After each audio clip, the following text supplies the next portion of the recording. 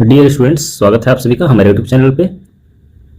देखिए यहाँ पे हाफ ईयरली एग्ज़ाम का ये क्वेश्चन है, क्लास 7 हिंदी का।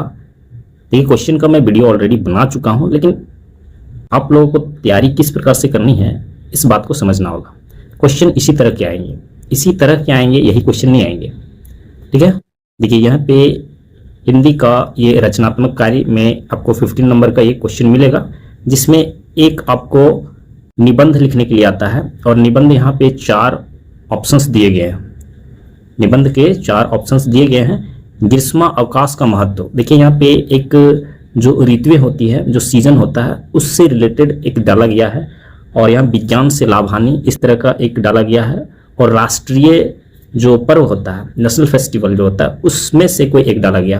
तो यहाँ पे ग्रीष्म ऋतु का मतलब समझ रहे हैं कि गर्मी का मौसम जो है उसके लिए है, तो गर्मी का ही मौसम नहीं पूछा जा सकता, आपको ठंड का मौसम, बरसात का मौसम, इस तरह से कुछ इस तरह का क्वेश्चन हो सकता है। तो आपको ये सिर्फ तैयारी नहीं कर रखना है कि गर्मी का याद कर लिए, वैसा नहीं। आपको जो सीजन है वो सारे सीजन को आपको तैयारी करके रखना होगा। उसके बाद विज्ञान से लाभ हानि, इस तरह से टेक्निकल में कुछ और हो सकता है, संचार के साधन हो सकते हैं, और इस तरह का टेक्निकली जो आप सोच सकते हैं उस तरह के निबंध हो सकते हैं। जैसे भारतीय रेल हो सकता है, इस तरह का परोपकार से संबंधित, या फिर ये हो सकता है भारतीय किसान हो सकता है।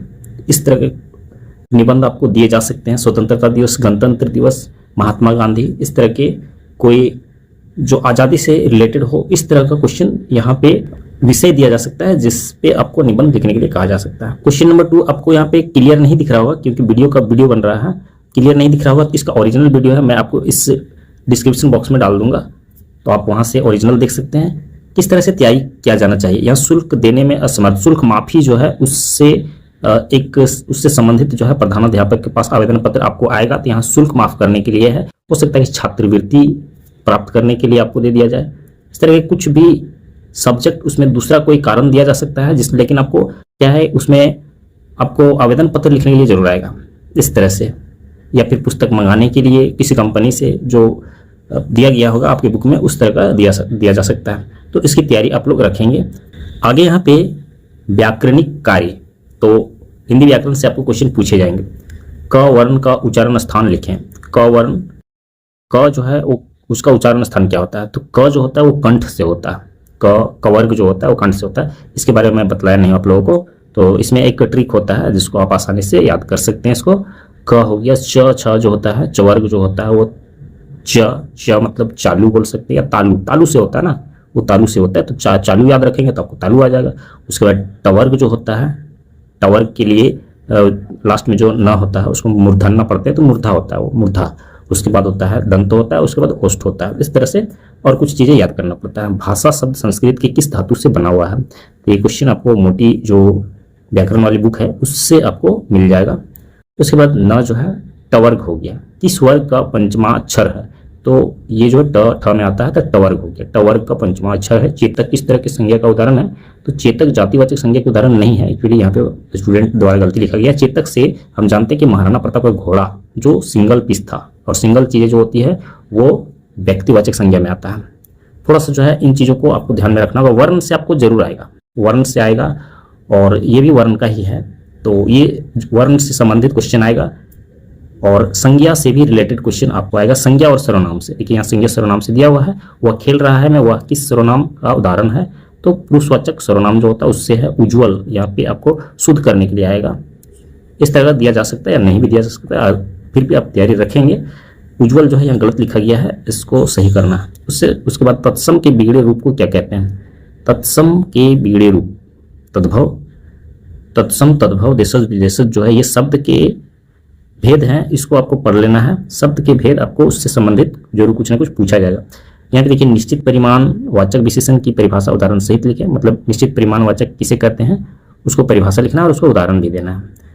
तो सर्वनाम, संज्ञा हो गया, सर्वनाम हो गया, और विशेषण हो गया। तो विशेषण को भी अगर आप पढ़ के रखते हैं तो उससे आपको आसानी हो जाएगा। देशज शब्द से आप क्या समझते हैं, देखिए यहाँ पे तत्सम दिया गया शब्द के रूप में, तो यहाँ देशज दिया गया, तो मतलब शब्द के जो चैप्टर है शब्द के जो भेद है उसको पढ़कर रखते हैं तो आपको कंप्लीटली उससे संबंधित जो भी क्वेश्चन पूछा जाएगा तो आप उसको कंप्लीट कर पाएंगे। पत्थर और घी किस संज्ञा के उदाहरण है, उस संज्ञा को परिभाषा के साथ समझाकर लिखें। तो पत्थर और घी, देखिए यहाँ पे संज्ञा से संबंधित यहाँ पे क्वेश्चन पूछा गया था और यहाँ भी संज्ञा से पूछा गया, तो मतलब है कि संज्ञा, सर्वनाम, विशेषण, इन चीजों को आपको कंप्लीट करके रखना है। पत्थर और घी, तो घी जो होता है वो उसको गिना नहीं जा सकता, तो ये जो है आपको द्रव्यवाचक संज्ञा हो जाएगा। पत्थर जो है जातिवाचक संज्ञा में आ जाएगा। आगे यहाँ पे घ नंबर में शब्दों से विशेषण बनाइए। अधिकार, परीक्षा, मानव, अनुमान, ये शब्द विशेषण बनाने के लिए अक्सर शब्द दिए जाते हैं। तो शुरू से इस पार्ट को जो हमने पढ़ा मतलब व्याकरण वाला, तो उसमें आपको संज्ञा आया, सर्वनाम आया, विशेषण आया, शब्द आया। तो ये 4 चीजें जो है आपको तैयारी करके रखना है, जिससे आप यहाँ पे जितने भी क्वेश्चन पूछे जाएंगे, इसके अलावा वर्ण है, वर्ण का उच्चारण स्थान जो है उसको आप तैयारी करके रखेंगे, तो यहाँ पे जो है नंबर जितने भी दिए गए वो आप उठा सकते हैं। देखिए विशेषण, इसका अधिकार का आधिकारिक होता है, परीक्षा परीक्षित हो गया, मानव मानवीय, अनुमान अनुमानित, इस तरह का आपकी बुक में दिया हुआ है, आप वहां से देख करके इसको सॉल्व कर सकेंगे। अब जो है बुक से दिया गया है, इसे जगाओ कविता की कवि का नाम, इसे जगाओ कविता से कोई ना कोई क्वेश्चन देगा। अमरकंटक से 10 किलोमीटर की दूरी पर कौन सा स्थान है जहाँ कबीरदास जी के पद चिन्ह हैं, तो अमरकंटक से भी आपको कोई क्वेश्चन दिया जा रहा है। कविता इसे जगाओ, अमरकंटक, काकी नाम का एक चैप्टर है उससे भी क्वेश्चन होगा। आगे देखते हैं।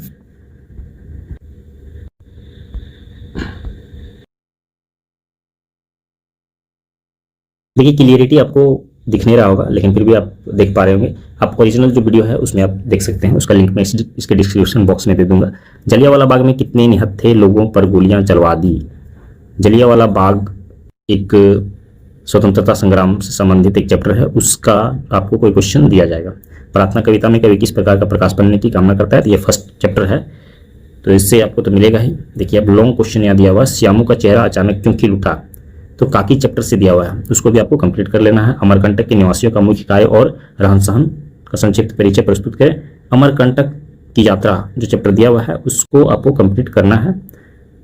4-5 चैप्टर जो है यहाँ पे आपको कंप्लीट करके रखना है। अंग्रेजों के विरुद्ध चलाए गए असहयोग आंदोलन का लोगों पर क्या प्रभाव पड़ा, तो ये चैप्टर स्वतंत्रता संग्राम से संबंधित ये चैप्टर जो दिया हुआ है उसका क्वेश्चन है। शास्त्री जी की विजय का क्या रहस्य था, शास्त्री जी नन्हे करके दिया हुआ है लाल बहादुर शास्त्री का, उस चैप्टर से आएगा। युधिष्ठिर द्वारा चक्रव्यूह के संबंध में बताने पर अभिमन्यु ने क्या किया, अभिमन्यु का वध, इस तरह का एक चैप्टर दिया हुआ है, उससे आपको आएगा।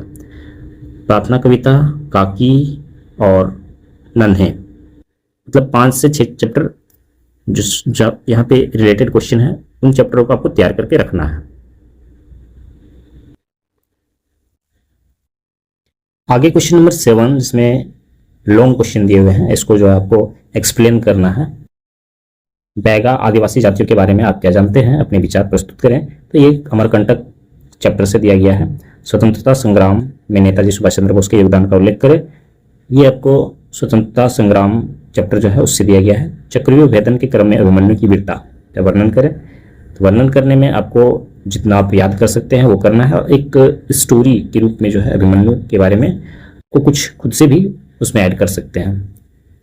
आधुनिक युग को इस्पात का युग कहा जाता है, क्यों, ये चैप्टर आपको थोड़ा सा आगे बढ़ गया। इस्पात से संबंधित ये चैप्टर एक दिया हुआ है जिसमें एक बच्चा अपने दोस्त को लेटर लिख के बतलाता है।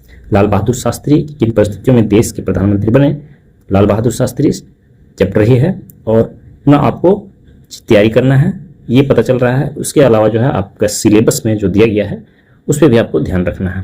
तो इतना सारा चैप्टर आने की संभावना है। अब आगे यहाँ पे क्वेश्चन नंबर 8 जहाँ बाल महाभारत कथा 10 नंबर का ये क्वेश्चन दिया गया है, महाभारत से रिलेटेड है। तो महाभारत को अगर आप पढ़ते हैं, महाभारत पढ़ने के आप इच्छुक हैं, उनके बारे में जानना चाहते हैं, महाभारत में क्या घटना घटी थी, तो आप इन सारे सवालों को आसानी से जान जाएंगे। क्योंकि वैसे स्टूडेंट जो महाभारत के बारे में जानना चाहते हैं वो उसको एक इंटरेस्ट के साथ पढ़ते हैं, और जिनको पढ़ने का इंटरेस्ट है महाभारत को तो उसे पता चल जाएगा। महाभारत के रचनाकार का नाम वेद व्यास हो गया, महाराज शांतनु, और गंगा के 8वें पुत्र का नाम विदुर लिख दिया है, ये सही नहीं है, देवर्थ होगा।